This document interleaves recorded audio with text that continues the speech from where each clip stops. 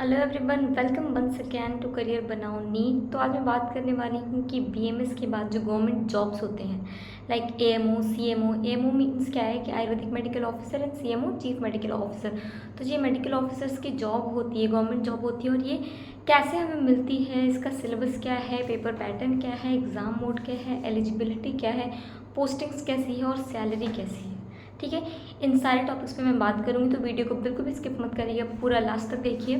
ठीक है, तो फर्स्ट अगर मैं स्टार्ट करूँ एलिजिबिलिटी, तो इसकी एलिजिबिलिटी क्या है कि आपका बीएमएस जो है वो क्लियर होना चाहिए।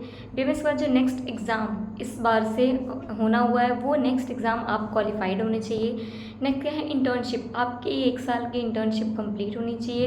देन आपकी बीएमएस की डिग्री मिली होनी चाहिए। उसके बाद अगर आप एमडी या एमएस कर रहे हो तो वो भी चलता है। ठीक है, क्योंकि उसमें प्रेफरेंस जो होता है उसके अकॉर्डिंग होता है। अभी मैं प्रेफरेंस के बारे में बात करूँगी।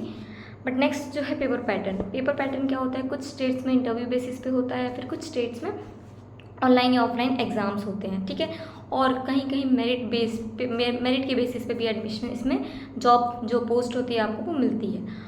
उसके बाद इसमें पेपर पैटर्न क्या होता है कि 100 क्वेश्चंस होते हैं। ठीक है, अब 100 क्वेश्चंस में 2 मार्क्स ईच, मीन्स एक क्वेश्चन 2 मार्क्स का होता है। तो टोटल आपका पेपर जो है मैक्सिमम मार्क्स कैरी करता है 200 मार्क्स।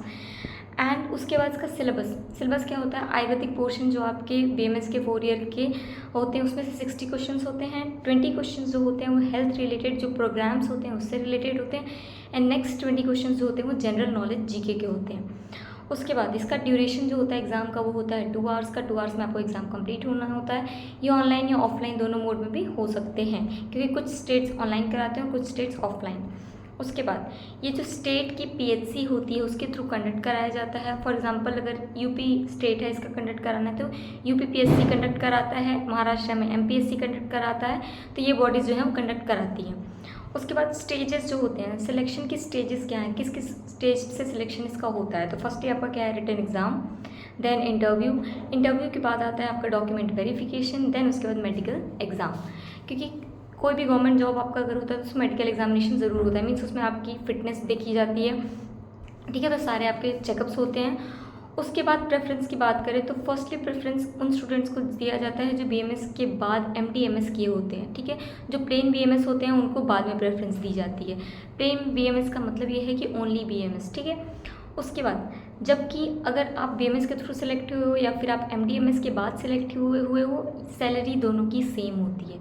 ठीक है, उसके बाद एएमओ जो होते हैं वो उनकी वैकेंसी स्टेट गवर्नमेंट के थ्रू निकलती है। एंड जो पोस्टिंग्स होती है उनकी पीएचसी में या फिर गवर्नमेंट हॉस्पिटल्स में होती है। उसके बाद जो वैकेंसीज़ हैं एएमओ की, मीन्स आयुर्वेदिक मेडिकल ऑफिसर्स, इनकी कभी 2 ईयर्स पे, कभी 1.5, मतलब ऐसा ज़रूरी नहीं है कि हर साल ये वैकेंसी निकलती हो।